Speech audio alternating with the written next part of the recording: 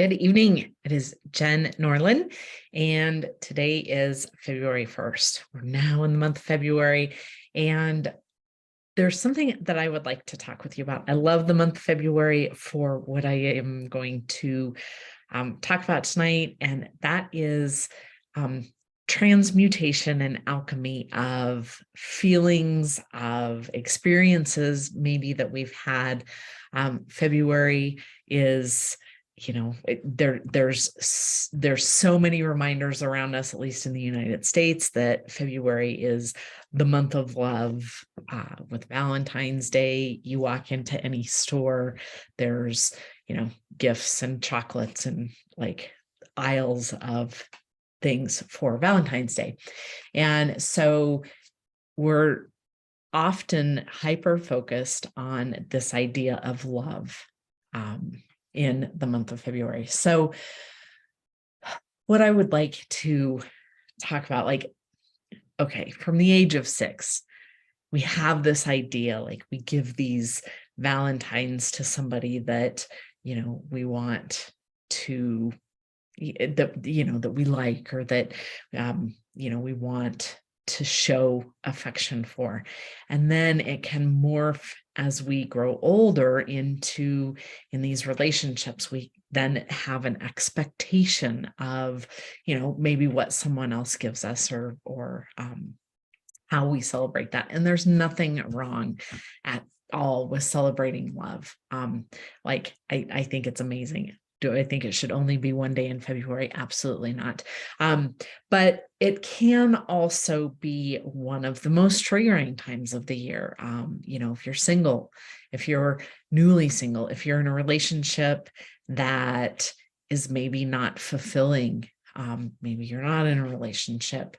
And so I think often it can be very triggering around this time of year for certain people as well.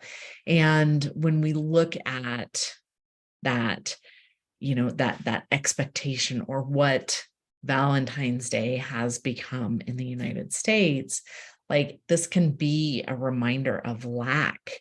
It can, whether it's from the perspective of disappointment and resentment and, remembrance of all of those years past where maybe you felt that way, or when things didn't go well, or, it can bring up all of these emotions and feelings from those experiences. And it is also a time where we can go into those emotions, we can go into those feelings, we can go into those experiences that we've had in the past, or those feelings of lack and feelings of missing out or not having the love that we want. And it can be a time where we can really transform and alchemize those into becoming a better and more empowered version of who we are.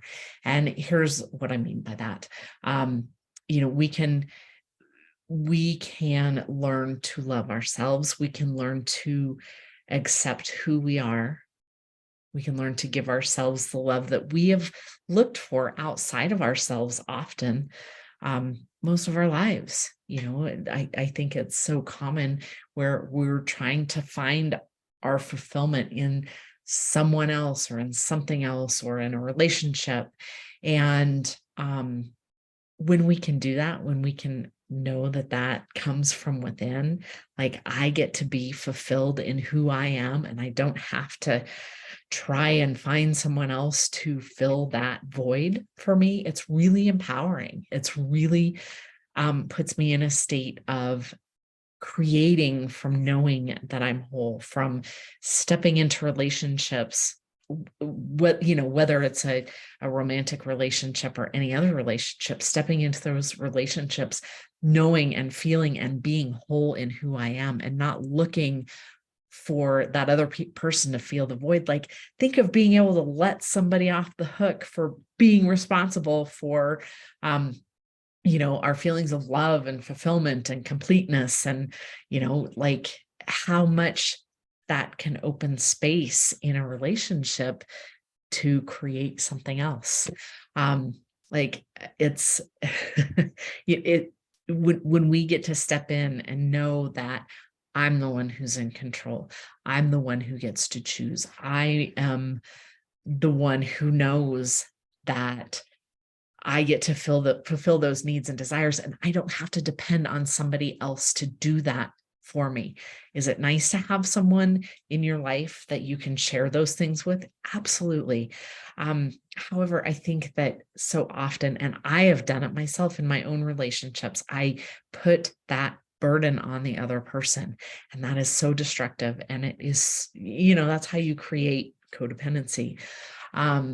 And so really creating that fulfillment, that true love, that commitment within ourselves. And that's what this month, that's what Valentine's Day, that's what this month of love can be for us if we allow it to. So it's when we can take that momentum and those feelings and those emotions and really transform and transmute those, like then we don't spend all of our time in this when it comes to love, when it comes to wanting a relationship, or trying to create something that is outside of us, that we're looking outside of us. It just it creates this ease. And when we have that ease and we have the ability to fill that ourselves, imagine being another person walking into that where they're not expected to be responsible for that for you. And so in that, we get to, like, I get to do this and I get to create community. I get to create a collective energy where around love and contentment and fulfillment and becoming a better version. And I get to go first. Like that's a choice. That's a choice that I get to make, that I don't have to depend on somebody else to do for me. I don't have to depend on somebody else if they don't do it for me. And then it creates disappointment and resentment and like all of those emotions and feelings that can come up with it. So if you are single, or if you are in a relationship that isn't fulfilling in the way that you want it to be, maybe it's time to start going in. Maybe it's time to stop looking for someone else to fulfill that for you and take your power back. Take your ability back to be able to create that for yourself. And then imagine stepping into a relationship, or, whatever it is, whatever that looks like for you, from that position, instead of a position of being a victim because you don't have a partner, or being a victim because the person that you're with is not loving you the way that you think that they should love you. So just some food for thought tonight. I hope you're doing well. Happy February.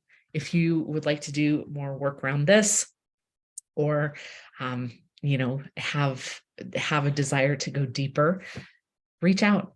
This is what I do. I love to help walk people through taking their power back, and really calling that back to them. So have a great night. Thanks for watching.